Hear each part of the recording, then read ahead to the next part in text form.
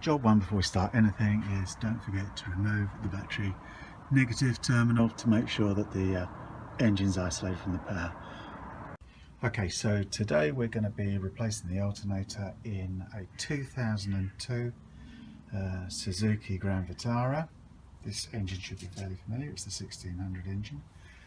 And as you know, the alternator is situated underneath this airbox assembly on the side of the engine. As I said, this is going to be a reversal of the procedure, so in order to get to the alternator you've got to take the airbox assembly off and the air hose. There are basically three bolts to take the airbox off like that. With this undone, this whole assembly shifts to one side like that. You can push that to one side. Then normally down here there's a canister which fits in here. I think it's a charcoal canister of some kind. Underneath that you can simply remove that, push that to one side, and that then gives you access to the alternator area. Here's the alternator bracket, which fits the top, and down here right underneath is the end support where all the bolts will go through. Bolts that are going in that you take out, this is the bottom bolt, which is the pivot. In my case this is a 14mm hex headed, and the top belt which adjusts the tension is a 12mm belt. So the alternator fits back in the bracket at the base of the engine here, and then the first job to do is to get the pivot nut in. So I'm going to put the pivot bolt, so I'm going to put the larger bolt through now.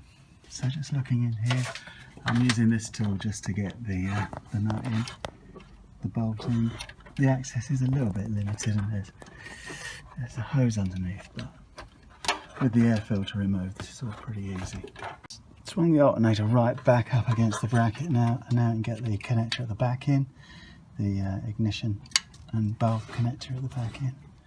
And we'll reconnect the HT lead in a little while. But for now, let's just press on. We'll get this top support bolt put in place. Just get the belt tension, the top support belt, fan adjusting bolt into place. That'll do, that's good. Yeah, push the alternator right to the top and just refit the fan belt there. And then the alternator will come back down. And then we're ready to adjust the fan belt tension.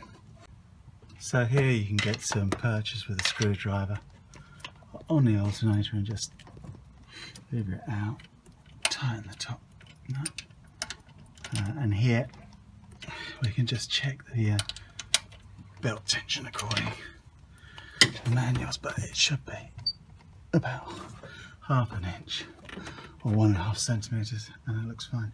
So we can now tighten both of these, the top one, and we'll just tighten the bottom. Just tighten that bottom pivot. It doesn't need to be too tight. It certainly wasn't tight when I took it out. And that's the alternator back in place. And now we've already attached the control cable, so now the main 12-volt output can be connected. And we'll just tighten that off. Yeah, so we'll just tighten the 12-volt supply back onto the back of the alternator. Okay, so in this final bit, as I showed you at the beginning, we refit the canister, bring the airbox back into place here, fitting that into the rear arch. Refit the air supply, and then the final bit is just to tidy it up and put the 3 bolts into the airbox, tighten them off, and then don't forget to do the the clamps around the air hose. And that's it, job done. Once you've refitted the battery negative terminal, here we are, back in the control cabin. And there we go, battery warning indicator light is off, and the airbag warning light has gone off as well, which is the cause of my troubles in the first place.